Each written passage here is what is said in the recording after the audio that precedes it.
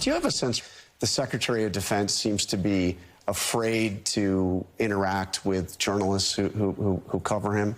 I mean, reject the premise. There's nothing. Fear is not part of the Secretary of War's makeup. I mean, the guy's only had 2 briefings since he became Secretary of Defense. He's very transparent. And they've basically forced the Pentagon press out of the building unless they would agree to sign a pledge that would make it impossible to be an independent journalist. I can't remember, and I don't think you can either, a Secretary of Defense who has been so transparent out in the open, talking about priorities, principles. Oh, I can. I covered the building, and I traveled around the world with Secretaries of Defense. I interviewed them. I questioned them in the briefing room. Other reporters did as well. But did all those secretaries come out and do public speeches as often as Hegseth does, to be everywhere all the time among the troops? But, I mean, answering questions.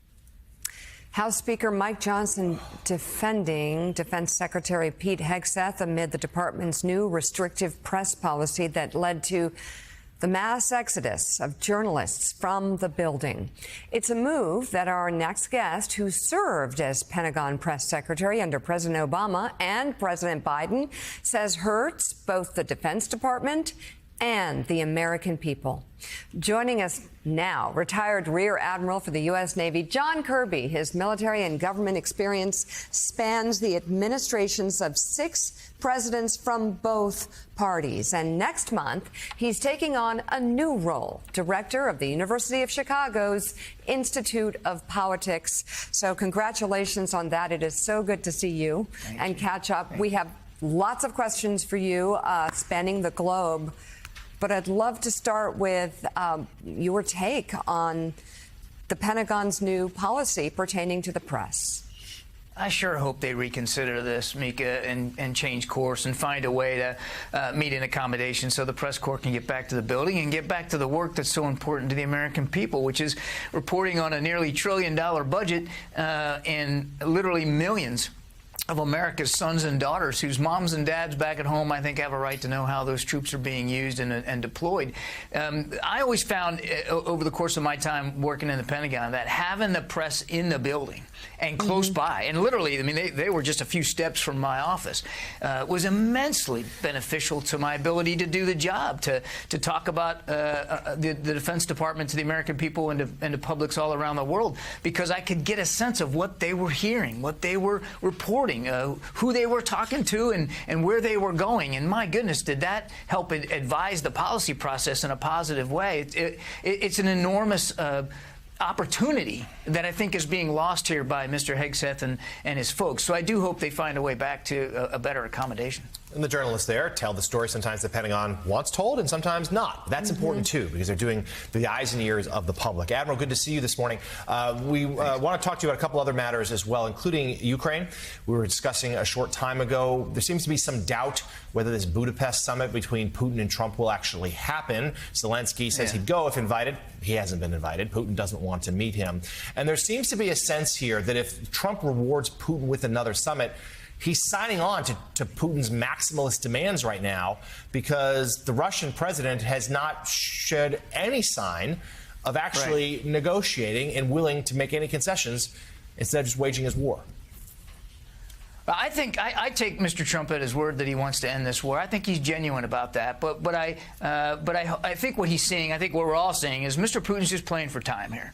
I mean, the only thing Putin's going to react to in a positive way is pressure, and that means military pressure on the battlefield, which means the Ukrainians have got to continue to get the support that they need. And without the U.S. support, without U.S. leadership in supporting the Ukrainian military, that sends a strong message, not just to our allies, but to Mr. Putin, that the United States is not serious about ending this war in a way that preserves Ukrainian sovereignty and territorial integrity. So if I'm Mr. Putin, I'm going to keep flattering Mr. Trump. I'm going to agree to meetings and talks. I'm not going to give an inch either on the battlefield or diplomatically. And that's, I think, what we're seeing happen here. It's really important that the United States be a leader in putting pressure on Putin economically, but also militarily.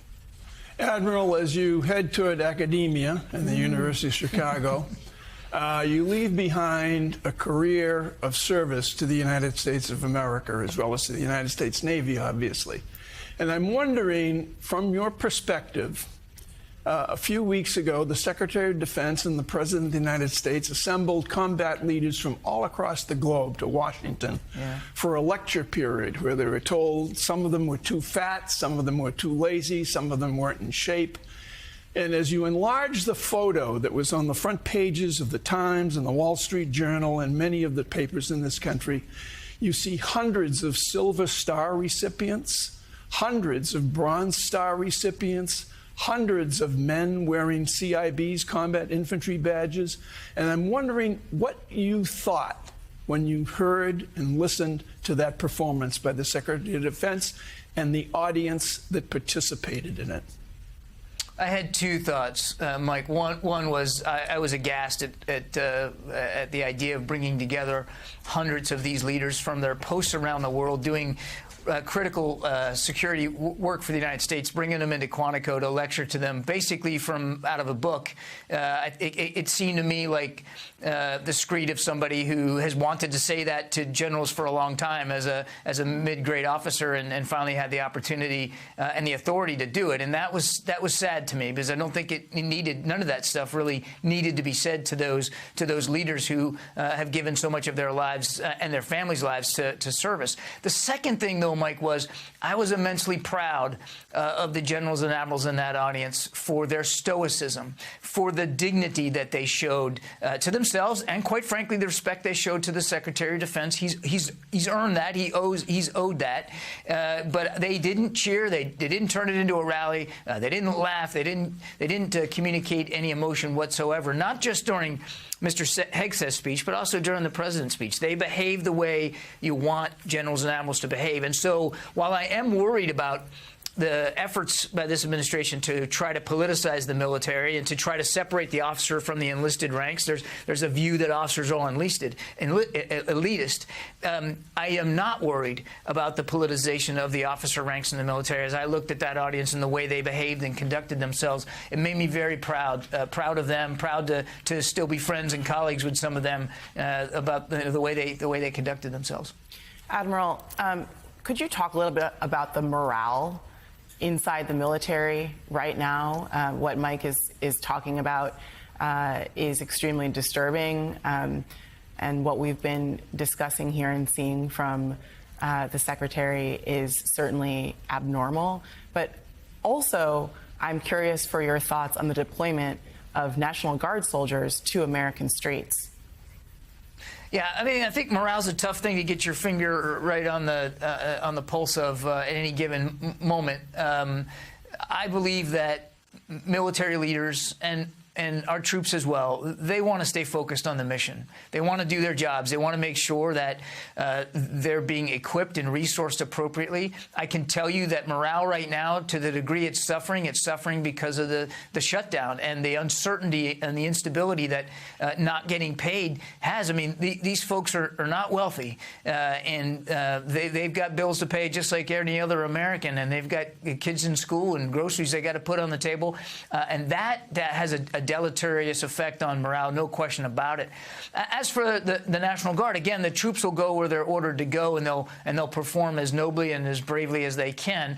I worry. For me, certainly I don't see a need to federalize National Guard troops and put them on the streets the way they have been deployed. But what worries me the most is the message sending, the narrative that is being developed about the deployments of National Guard, the way they're trying to potentially pit the American people against the military. And look, we've come out of 20 years of war with an all-volunteer force. This country wasn't built to fight wars that long with an all-volunteer force, and we were already worried about a civil-military divide in this country where the American people were becoming separated from the military because so few serve, and it's all volunteers. And now you're talking about these National Guard deployments, which I think could put further strain on civil-military relations in this country. And I just can't think of anything more dangerous at this time. I mean, we got enough going on in the world where the United States military preparedness and readiness is so critically important that we shouldn't be trying to turn the American people against the troops.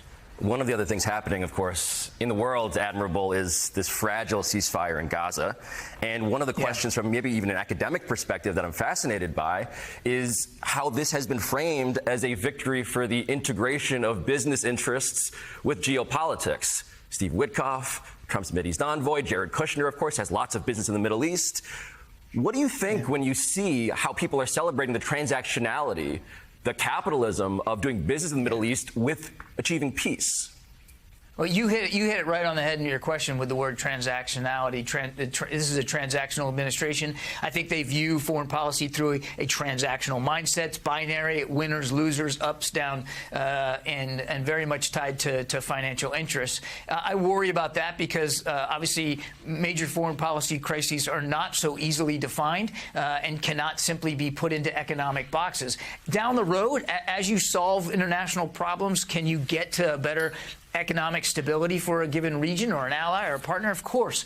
But right now, the focus needs to be on preserving this fragile ceasefire. I give great credit to Mr. Trump and Mr. Witkoff for the work of getting this ceasefire in place. We know from my time in government how hard it was to get to where they got to. So I give them great credit for that. I'm glad to see that the vice president is landing in Israel today to sort of lock things down and keep the momentum going. We've seen some ceasefire violations. Again, not unusual, but certainly nothing we should be tolerating. So I'm glad that they're putting the energy into that. And I really think, and I believe, honestly, that their focus right now is and ought to be on making sure the ceasefire can be enduring so that some greater peace can evolve from this.